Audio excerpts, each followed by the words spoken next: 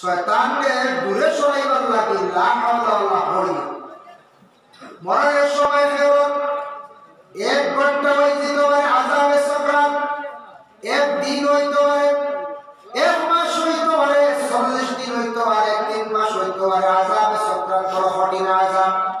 আল্লাহ রাসূল ফরমান কেমন একটা আযাব, মানুষের শরীরের চেতনা শক্তি যে প্রাচীন আল্লাহ শীষ ভরে যায়, মানুষের মুখ জবানকে বন্ধ করে যায়। ও কারণে বলা হয় কোনো বিশেষ করিয়া চিৎকার দিয়ে সারা দেশের মানুষে জমাই রাইব, সারা দেশের মানুষ জমাই দিব, সাকিয়ে এক জায়গার থেকে অন্য জায়গার মধ্যে যাইব। এমন আল্লাহ শরীরে একবারে মানে দুর্বল বানাই যায়, শরীরের পাওয়ার শীষ হয়ে যায়, আর জবানটা বন্ধ হয়ে যায়, গলার মধ্যে গেড় গেড় বলে একটা আওয়াজ আরম্ভ হয়ে যাব। আযাবে সাকরাত সম্পর্কে আল্লাহ রাসূল ফরমান তুমি জানবা না যাইও।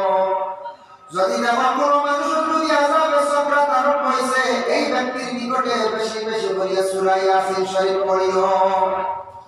আল্লাহ রাসূলের হাদিস ইন্না লিকুল্লি শাইইন কালবাও কালবাও ওয়া কালবুল কুরআন ইয়াসিন ওয়া মান ক্বারা ইয়াসিন কাতাবাল্লাহু লাহু বিকিরাতিল কুরআন 10 মাররা আও কামা ক্বালা আলাইহিস সালাতু ওয়াস সালাম। আমরা যারা কলব আছে কোরআনের কলব হইলো কোরআনের দিন হইলো সূরা ইয়াসিন।